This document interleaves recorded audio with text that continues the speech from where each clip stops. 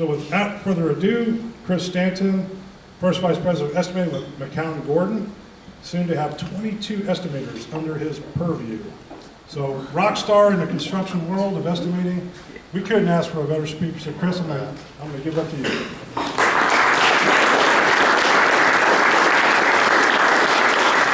My name's Chris Stanton. I'm with McCown Gordon Construction. I've been there a few years, since 2000.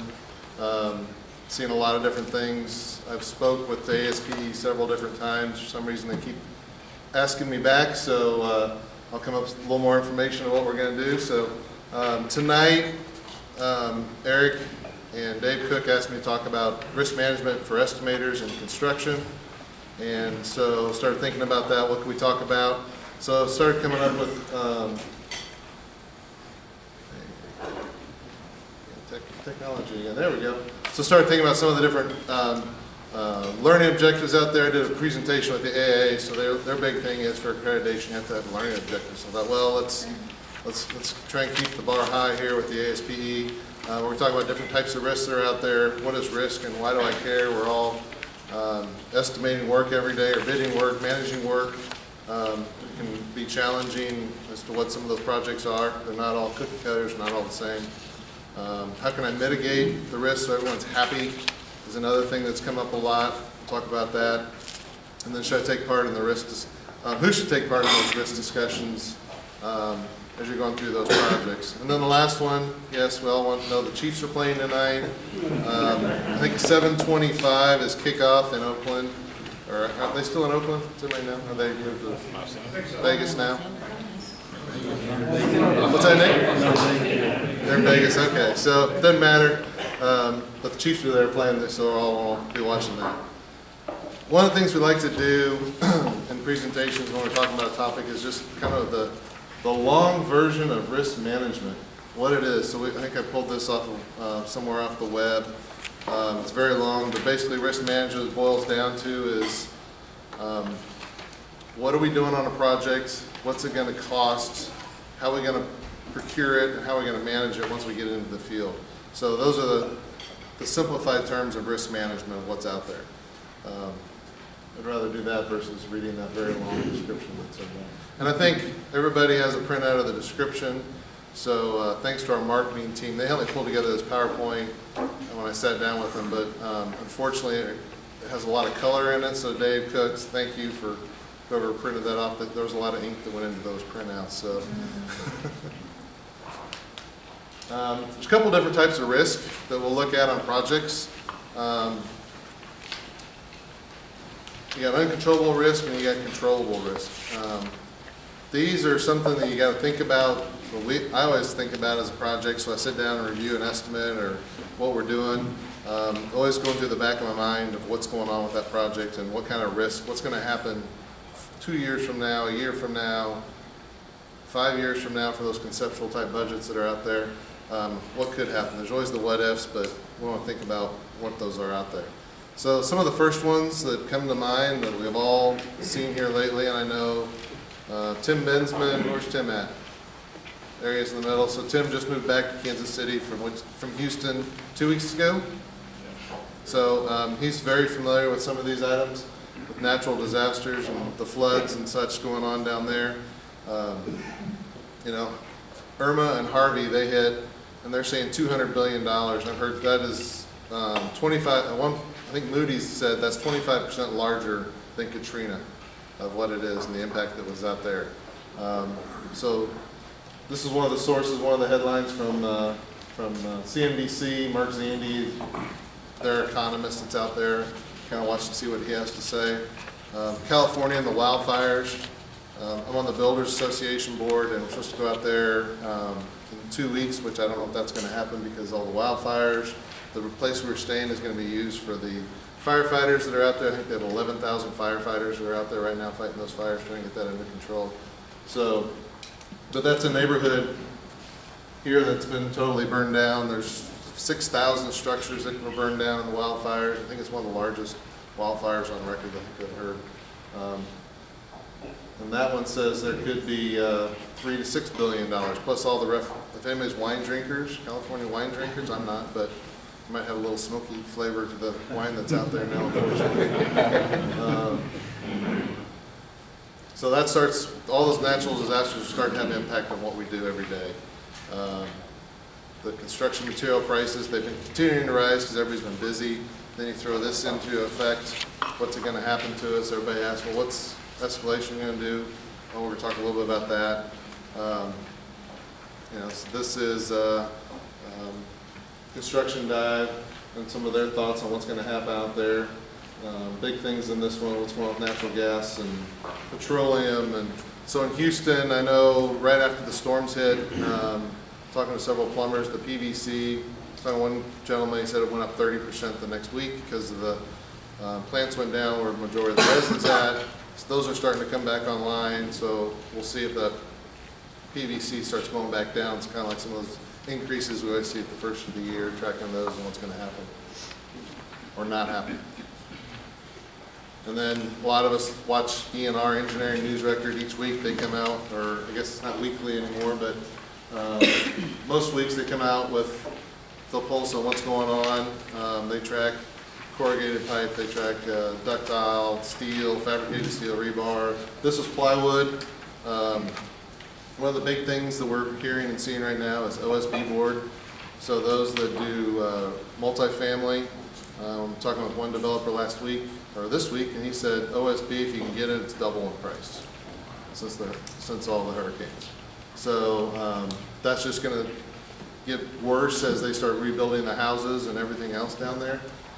This one shows OSB at 50%. This was this week's ENR, so it's gone up, I'm sure, since then. Much like back in 2006, if anybody remembered the steel prices, copper, liquid asphalt, and all those things. I was pricing the Ronald McDonald House down on by downtown, and we couldn't get enough. It was 16% escalation at that point. We're not to that point, I don't think, but couldn't guess high enough on. And then even if we did get a bid or a quote, it was good for 24 hours. So it was not fun. So trying to keep all those things in line with the natural disasters and what's going on locally and regionally. The local market conditions, those can drive costs as well too. So as we all know, the trade partner, the subcontractor world is getting busy, or is busy. We're all fighting for labor, for craftsmen, craftswomen in the field. What is the baby boomers, there's what, 10,000 people retiring every day. So people that left from the recession, we all know this. And so we're all looking for skilled folks to go out and do our jobs. But that's also just going to grow as we start looking at the projects that are coming into the region. So the airport, you know, the November 7th, so everybody get out and vote if you're in KCMO. November 7th, and vote for a new KCMO airport. Keep telling for it, I'm not going to build it, but we're like to see it happen. We got the Johnson County Courthouse. So folks down the street at J.E. Dunn are in negotiations with that, with the county, which is a $140 million project to design build. There's NBAF out of K-State that's still under construction. That will be under construction probably for, what, several more years. But out-of-town general contractors, but we have a lot of local trade partners that are out there, from mechanical, electrical, you know, different systems are out there.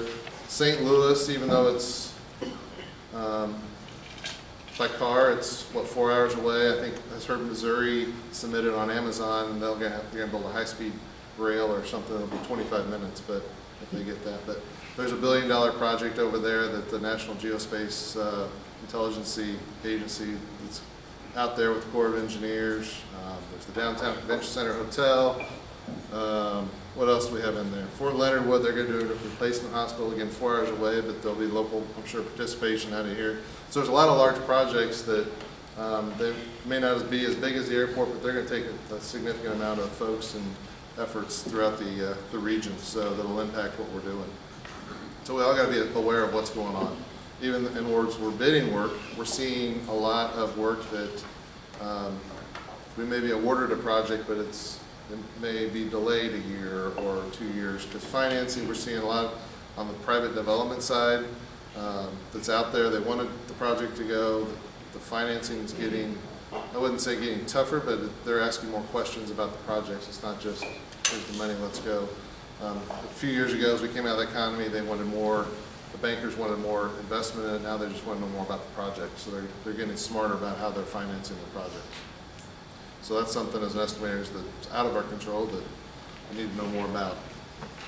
And then just national trends, what's out there.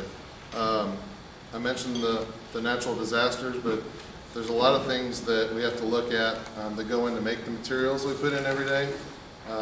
Where's natural gas? Because that, you know, for the gypsum plants, steel mills, the fire the kilns and different things like that. We need to understand what's going on there. Diesel fuel, gas, copper. From what I've seen, copper over the past year has steadily risen. Dennis, I don't know. I mean, it's up 30%, 20%.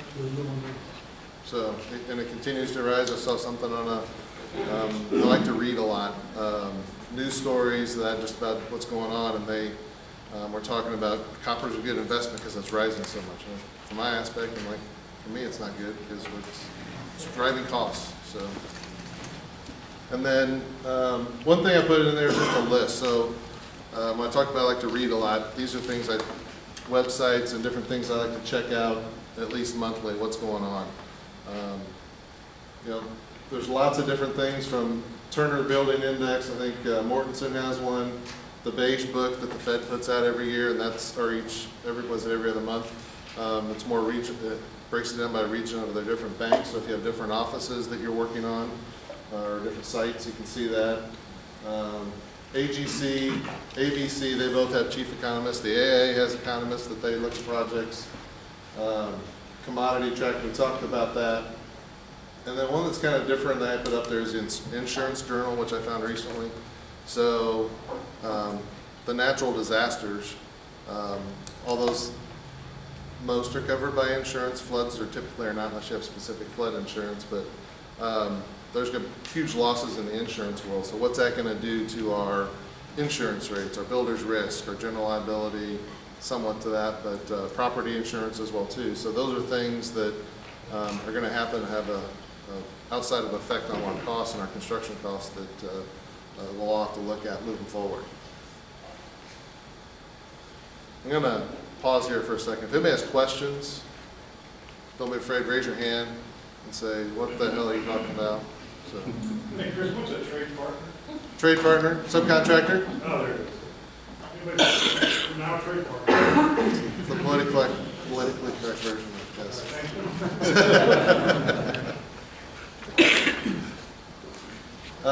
One I'll mention is construction analytics. This Ed Zerinsky, he is a retired estimator and follows a lot of economics, and he's kind of gotten into an economics mode and puts out a lot of comments and stuff on what's out there. So he has some interesting aspects on what he does out there as well too. All right, controllable risk. So we talked about what's out there that we can't do, the storms, the hurricanes, all that fun stuff, unfortunately. But on the controlling side, and I'm looking at this from my side, being the general contractor, a lot of this can be adapted for the trade partners in different areas of what you're doing and going after work, but the controllable risk is just working with the client and the design team. How do we sit down, work through an issue, work through a budget? The best thing you can do is just talk about it and making sure everybody understands what's going on. Estimating basics, wouldn't be, couldn't not talk about this since we're all pricing work, but there's a lot of different things that just check your own work, just the simple, the blocking and tackling type of stuff. Check your quantities, pricing if you're using Excel, check your formulas. If you're using Timberline, how's your fee calculated in there? All those fun stuff that's out there, and contingencies. What's something we always recommend is contingencies, escalation. Talk through those with your design team.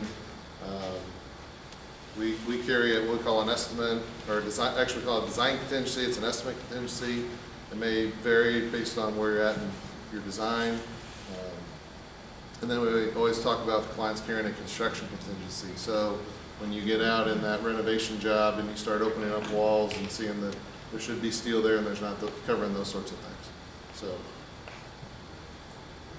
plans and specs, well, this is one of the basic things, but we always look at the drawings. Well, what's behind the drawings that's being backed up by those specifications? What's in those requirements? Those can be just as expensive as what's in the drawings. So making sure we're all understanding those items out there. And the operational cost requirements. As a business, so typically the estimators, they know a little bit, or should know a little bit more about the business and what's going on, what it takes to keep the doors open, what it takes to manage the job, what it takes to manage the risk in that job, the insurance, all that fun stuff. So don't be afraid to ask those questions. If you haven't seen those, what's our coverages? Why do we have these coverages? What's required? You're getting those plans and specs, and you're going to read about your insurance that's out there. Do we have this insurance? If we don't, what's the coverage? What's it going to cost? Talk to your agent and figure those sorts of items out. Contracts can be a big thing. So we've seen a lot where you may be, as a GC, we would come on board, we'll talk to the architect. What's their contract look like? What do they have to provide at what level of design? What's the mechanical design requirements that they have to provide? Don't be afraid to ask those questions, because if we don't, we think they're going to provide X, and they're thinking, well, it's X minus Y. So that could be a disconnect in there. The clients, a lot of times we'll look at their contracts. If it's a developer and they have to, I'll just use Main Event, I see it across the street. Maybe a developer developed that, and they had to provide that in X amount of days with X amount of square foot and certain cooling requirements. You see that a lot in retail. Ask for those requirements up front so everybody understands what their level of expectation is and understands that. And then even from the trade partner side, ask about your contract. What's my contract going to be? What am I held to on LDs? What am I held to on schedule? A lot of times we'll spell that out on McCown Gordon on our bid packages. If you don't see it or don't know it, ask us. We'll be glad to tell you, especially the insurance requirements that are out there on the job. So those all have effect on what's going into the project. Or if your insurance doesn't, yes? As a subcontractor, one of our hardest things with contracts is that our contract will refer to the prime contract, but we can't get a copy of the prime contract. How would you deal with that? I would keep asking about it, because we got to show where our prime contract is, or so that you have those requirements. It doesn't do you much good. If it's us, give me a call. I'll find out. So, but I would keep asking, because otherwise you can say I can't meet your contract requirements because I don't know what they are. So that'd be a good question for next month with your panel with the lawyers too. What risk are you taking on by not seeing that? Sometimes it bites us. I can see that. Again, insurance. So one thing here is, recently we were talking with a client, and they had an apartment project they wanted to do, and we started going through the pricing and early on conceptual type of stuff, and they said, well, we may more than likely we'll flip this in 5 or 6 years, and then it'll go to condos. Well, completed operations for us, we don't do condos every day, and I would guess most folks around here don't, because there's not much of that product. Apartments are fine because they're rented, but once it goes to condos, the insurance world goes crazy. It's a huge cost just because you're more likely buying a single policy to cover that. So if you hear of your client wanting to go to condos or starting out with condos, make sure that you understand that and what that cost is. It can, again, come back and bite you if not, because even in completed operations, we have, by statute, you got to cover whatever is from Missouri to Kansas, and they do it before that. We're going to be liable and have to cover that as well too. So make sure you understand what their intent of the project is. Clients, I say this in jest, but clients can be a risk as well too. So you got to understand what they're doing for the project, why they're doing it. Understand. We always sit down with them, go through their master budget, because from the construction side, the general contractor side, usually that's 70 to 80% or so of your project. But what's in that other 20%? Are we doubled up on anything? Have we left anything out?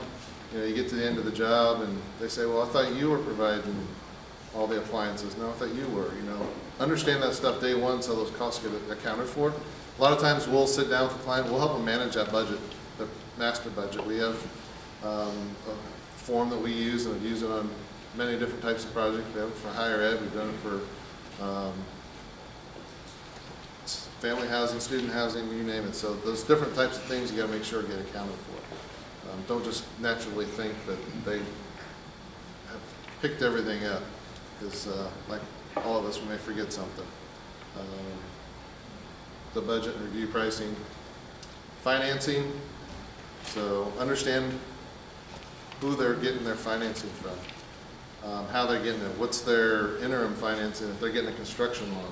Ask those questions. So once you get into construction 4 months, that you know, by AAA contract, I believe you can ask for proof of financing.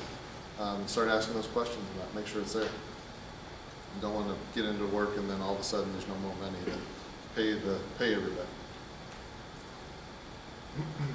All right, so those are kind of the back of house types of stuff. We talked a little bit about labor, what's going on earlier. The labor market, understanding it, understanding where you're going. If you're in a union market such as Kansas City, St. Louis, understand the trade unions and where they're at in their agreements. Those can be a big deal. Excuse me. Understand when those agreements are going to be renegotiated. Do they have an effect on your job? Do they not? It may not be your trade, but it may be something that has to be done before your trade starts the work. It's that schedule, and schedules anymore are so tight and so quick.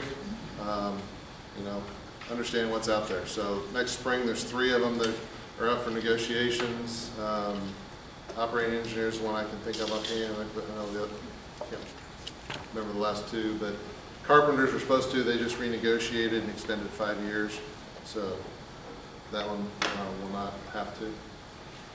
Right to work states. There's now with Kansas being right to work, and Missouri and trying to be, and I guess they're counting votes if I remember right. I have to go through that. But understanding what that right to work means. Kansas right to work is different than Missouri right to work and what the laws are. So they vary from state to state. So we have the unique thing here where we're at, working on 2 different states and different requirements and what happens in there. Make sure you understand that. The prevailing wages. How many folks do Kansas City work, do state of Missouri work? You know, the prevailing wages are usually fairly close. You go out of town, understanding that. The Davis-Bacon is something that we have a job where there may be certain funding that's federally backed, and somebody missed that in their bid. So through the bid tabs and the scoping, we started talking about that. That was a big impact to their cost. They were a non-union contractor. So they started having to pick up some additional benefits, additional wages, had a big effect on what they're doing.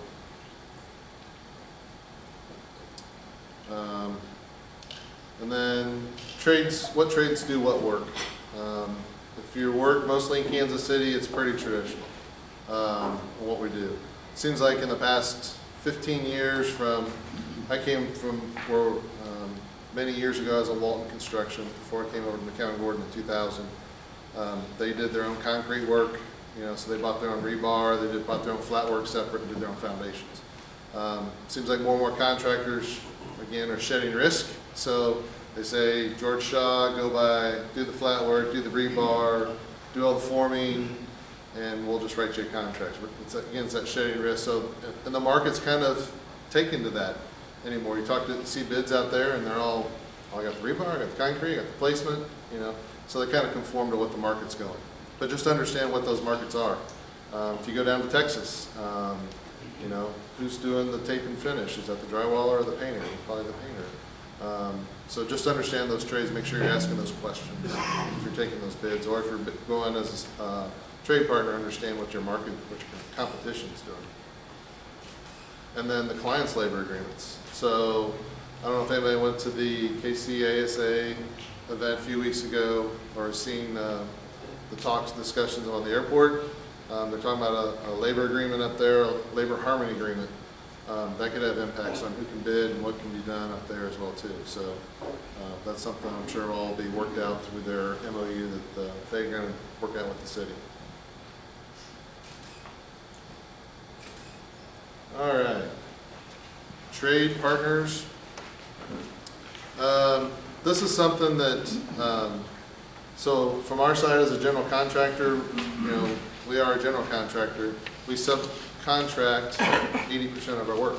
We do the construction management, take on the general contract risk. We may do some carpentry work out there as well too, but you got to build the relationships with the trade partners out there in your work, in your area.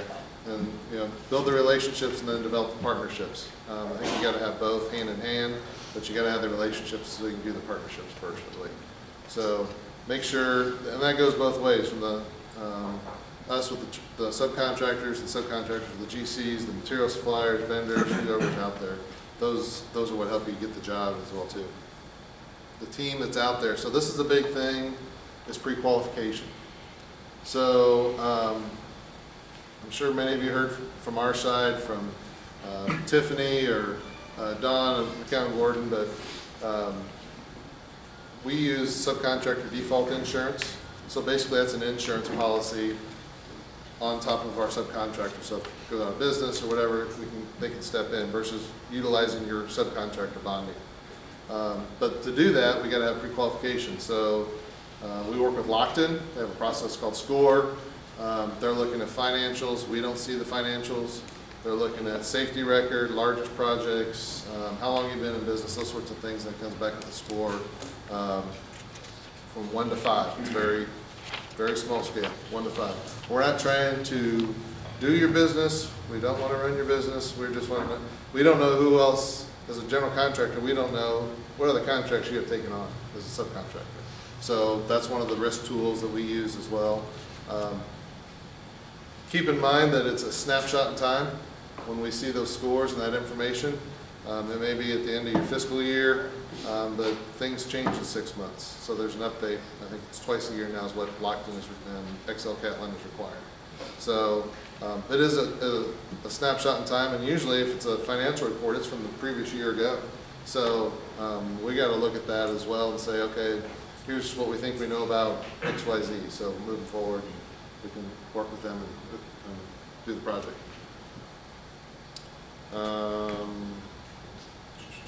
Completed bid packages, I think that's pretty self-explanatory, and what's out there, what's included, make sure you understand what's required in those. As we move forward with the project manager and superintendent, the estimating team, pre-con manager, or the MEP group, they're going to be involved early on. There's usually we want to make sure that the project manager knows the project though. So they'll start jumping in towards the end of design. That just helps solidify the schedule. Superintendent, they're involved in the buy for bidding it out. That just makes the project go that much smoother once the construction starts. Because if we don't have their buy-in, and we just sit there and pull together all the numbers and say, yep, here you go, throw it over the fence, and off they go to build their job, they're going to say, what the hell did you guys do? So make sure you have buy-in of your own team, whether it's from the GC side or the subcontractor side. Make sure everybody's understanding from the field side, from your office side, what's going to be put in place, when it's going to be put in place, and how. So, and then review the bids, understand the scope, prepare the detailed bid tabs, typical blocking and tackling type of stuff. The only thing I would add on the bid tabs is as you're going through those, whether you're taking material quotes or whatever, call them up and ask them, what did you see, how did you do it, when are you doing it? It seems like more comes out of those conversations than just, I get an email, almost like fax, I get an email with a bid on it, and going through it is just, you can always type out so much, but there's so much that you get out of a conversation that you might ask a question and get a thought going on what's happening there. And design partners. Again, the communication comes up. Make sure you're talking to them. Involve everybody that's on the project, on what's going on. Make sure everybody understands the budget again. Talking about that from the design side, so we don't have to go through and do 200 cost options to try and get back in budget. That happens. That is unfortunately part of the process, but but those options that are out there, that I don't have to always save dollars. They could save add quality. They could be life cycle costs. They could add time. So make sure you're looking at your schedule and impact. We've seen many instances where, yeah, we may save some dollars, but it's going to add another month of schedule to our schedule, so we need some additional general conditions. That's going to offset. That needs to be part of that one cost that's out there. Make sure we're all looking at those and capturing those. And then how do I mitigate it? We're getting close. We're almost done. We are 19. Talk about it. So a lot of times, what we'll do is, if there's something out there, and maybe in the office we're saying, hey, can we do this package? Can we include the AV with the electrical? Or can we do this and that? So we'll start talking about it internally, and like, well, we really need to be talking to the electrical contractor and the AV contractor. What would make most sense for them? Just because we bundle it all up and put it in one package and it's one contract to manage, there may be different things. There's less, the coordination now is being pushed down to the electrician to make sure they have everything. Ultimately, as a general contractor, we're going to be responsible, so we need to make sure we're understanding why we're bundling it and what effect that might have on the market, because there may be certain AV contractors want to work with certain electricians or vice versa, so there's different deals out there. So make sure you're all talking about what that is from the GC, talking to the trade market as well too. The why, we always talk about giving the why. Seems like we always say, here's what we're going to do. Great, move on. But here's why we're going to do what we're going to do. So that way everybody understands, get more buy-in, and everybody learns more about it, what we're thinking while we're doing that. And then breaking the risk into smaller components.